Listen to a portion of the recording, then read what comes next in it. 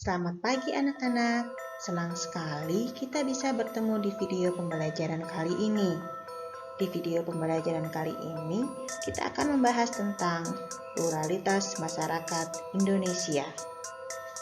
Tujuan pembelajaran kali ini diharapkan peserta didik mampu menjelaskan pengaruh interaksi sosial terhadap pluralitas.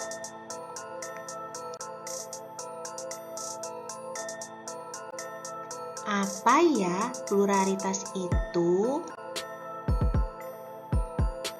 Kata plural berasal dari bahasa Inggris yang artinya jamak. Sedangkan pluralitas berarti kemajemukan. Pluralitas masyarakat Indonesia memiliki arti yang sama dengan kemajemukan masyarakat Indonesia. Selain istilah pluralitas, kalian juga menemukan istilah lain yang berhubungan dengan keragaman, yakni multikultural. Apa ya multikultural itu?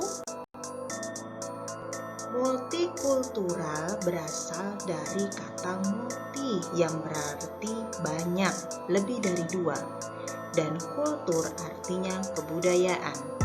Masyarakat multikultural adalah masyarakat yang memiliki lebih dari dua kebudayaan.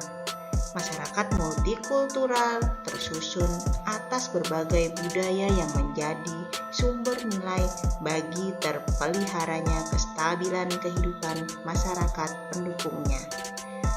Keragaman budaya tersebut berfungsi untuk mempertahankan identitas dan integrasi sosial masyarakatnya. Perbedaan agama.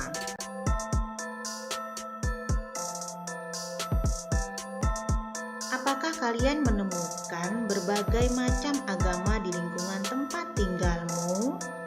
Pernahkah kalian mengamati pemeluk agama lain yang sedang melaksanakan upacara keagamaan? Tentu, kalian banyak menemukan banyak perbedaan. Kalian mungkin merasa asing dengan upacara persembahyangan agama yang berbeda dengan agama yang kalian peluk. Hal ini wajar, karena setiap agama memiliki tuntunan dalam melaksanakan persembahyangan atau upacara keagamaan. Setiap agama memiliki tuntunan cara persembahyangan yang berbeda. Berikut tempat-tempat ibadah agama yang ada di Indonesia. Masjid, tempat ibadah agama Islam. Gereja, tempat ibadah agama Kristen Protestan. Gereja juga tempat ibadah agama Katolik. Vihara, tempat ibadah agama Buddha. Pura, tempat ibadah agama Hindu. Kelenteng, tempat ibadah agama Konghucu. Perbedaan budaya. Kalian hampir setiap hari mendengar istilah budaya atau kebudayaan. Apakah yang dimaksud dengan budaya dan kebudayaan itu ya? Menurut Kuncharan Ningrat menjelaskan bahwa kata kebudayaan berasal dari Sanskerta budaya yang merupakan bentuk jamak dari Buddhi yang berarti budi atau kekal. Kultur adalah kata asing yang berasal dari bahasa Latin colere yang berarti mengolah, mengerjakan, dan terutama berhubungan dengan pengolahan tanah atau bertani, memiliki makna yang sama dengan kebudayaan yang kemudian berkembang maknanya menjadi segala daya upaya serta tindakan manusia untuk mengolah tanah dan mengubah alam. Menurut sosiolog J.J. Honigman, terdapat 3 wujud budaya, yaitu 1. Gagasan atau wujud ideal. Wujud ideal kebudayaan merupakan kebudayaan yang berbentuk kumpulan ide, gagasan, nilai, norma, peraturan, dan sebagainya yang sifatnya abstrak atau tidak nyata, tidak dapat diraba atau disentuh. 2. Aktivitas atau tindakan. Aktivitas adalah wujud kebudayaan sebagai suatu tindakan berpola dari manusia dalam masyarakat yang disebut juga dengan sistem sosial. 3. Artefak atau karya.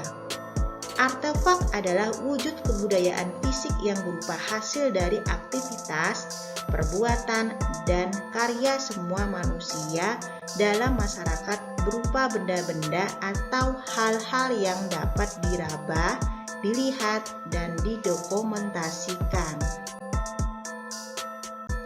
Menurut Kunchara Ningrat, ada 7 unsur kebudayaan yang dianggap sebagai budaya universal, yaitu 1. Peralatan dan perlengkapan hidup manusia seperti pakaian, perumahan, alat-alat rumah tangga, senjata, alat-alat produksi, transport, dan sebagainya. 2. Mata pencarian hidup dan sistem-sistem ekonomi. Misalnya, pertanian, sistem produksi, sistem distribusi, dan sebagainya. 3. Sistem kemasyarakatan. Sistem kekerabatan, organisasi politik, sistem hukum, sistem perkawinan. 4. Bahasa, seperti lisan dan tulisan. 5. Kesenian, misalnya seni rupa, seni suara, seni gerak, dan sebagainya. 6. Sistem pengetahuan. 7. Religi atau sistem kepercayaan.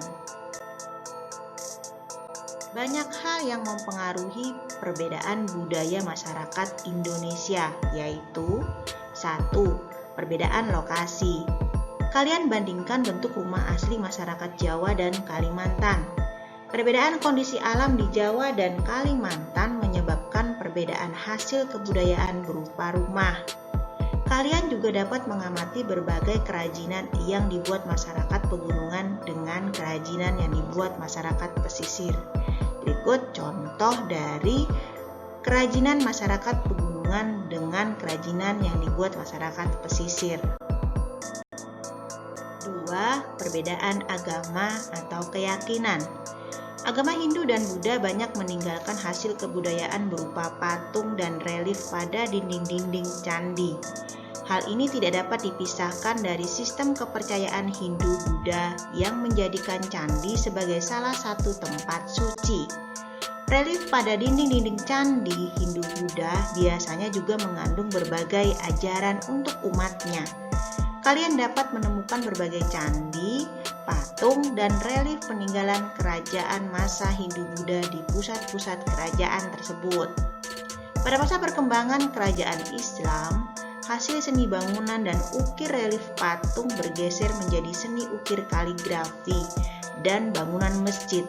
Selain kedua hal tersebut, perbedaan budaya juga disebabkan faktor-faktor lain seperti adat istiadat, kebiasaan, dan tradisi. Perbedaan suku bangsa.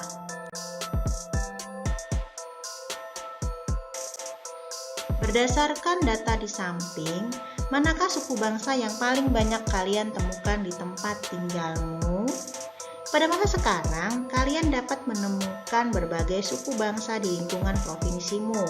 Walaupun kita memiliki beragam suku bangsa yang berasal dari berbagai wilayah Indonesia. Namun, kita bebas tinggal di berbagai tempat di Indonesia. Sebagai contoh, Jakarta sebagai ibu kota Republik Indonesia dapat juga disebut sebagai miniatur Indonesia. Di Jakarta, kalian dapat menemukan berbagai macam suku bangsa Indonesia. Mengapa terjadi perbedaan suku bangsa di Indonesia? Apakah manusia dapat memilih terlahir sebagai suku Batak, Dayak, atau Jawa? Tentu saja tidak. Manusia terlahir karena kehendak Tuhan Yang Maha Esa. Setiap suku bangsa memiliki derajat yang sama. Secara ilmiah, perbedaan suku bangsa di Indonesia tidak terlepas dari faktor sejarah nenek moyang bangsa Indonesia. Kalian dapat membuka kembali pelajaran kelas 7 yang membahas tentang asal-usul nenek moyang bangsa Indonesia. Perbedaan pekerjaan. Pekerjaan merupakan salah satu bentuk kegiatan ekonomi yang dilakukan masyarakat untuk memenuhi kebutuhan. Pada saat ini, kalian dapat menemukan berbagai jenis pekerjaan baik sektor formal maupun non-formal. Pekerjaan sektor formal adalah pekerjaan yang dijalankan oleh pelaku usaha resmi baik pemerintah maupun swasta. Para karyawan perusahaan, pegawai kantor bank, pegawai pemerintah, dan guru merupakan contoh pekerjaan pada sektor formal. Pada jenis pekerjaan formal ini, individu terikat secara langsung oleh sistem yang berlaku. Dengan demikian, mereka bekerja penuh dengan aturan yang mengikat. Kondisi tersebut berbeda dengan pekerjaan pemilik bengkel, petani, penjual di pasar, dan pelaku usaha mandiri lainnya. Mereka bekerja secara mandiri, tak tergantung pada pihak lain. Semua pekerjaan itu mulia selama pekerjaan tersebut bermanfaat bagi diri dan orang lain. Guru, polisi, dokter, petani, dan tukang pijat sama-sama pekerjaan mulia. Tidak ada yang lebih rendah atau lebih tinggi derajatnya. Semua profesi saling membutuhkan. Tanpa guru, tidak akan ada polisi dan dokter. Tanpa petani, tukang pijat dan polisi dapat mengalami kelaparan. Demikian dan seterusnya. Rantai kehidupan manusia tersusun sedemikian rupa sehingga saling membutuhkan. Peran dan fungsi keragaman budaya. Tarian daerah sebagai salah satu kekayaan seni budaya bangsa Indonesia menjadi salah satu daya tarik bangsa-bangsa asing. Kekayaan kesenian berupa tarian daerah menjadi salah satu daya pikat wisatawan baik domestik maupun mancanegara. Tarian daerah bukan hanya sekedar untuk dilihat, tetapi juga mengandung makna yang sangat penting bagi bangsa Indonesia. Tarian daerah di Indonesia merupakan ekspresi jiwa masyarakat Indonesia. Tarian tersebut menggambarkan nilai-nilai penting yang dapat menjadi inspirasi dan teladan bagi masyarakat masa sekarang. Seni tari Indonesia mengandung banyak nilai moral dan keagamaan yang menjadi pedoman bagi perilaku Indonesia. Peran dan fungsi keragaman budaya dalam pembangunan nasional sebagai berikut. 1. Sebagai daya tarik bangsa asing. 2. Mengembangkan kebudayaan nasional. 3. Tertanamnya sikap toleransi. 4. Saling melengkapi hasil budaya. 5. Mendorong inovasi kebudayaan. Sekian video pembelajaran kali ini. Tetap semangat, belajar di rumah. Salam sehat.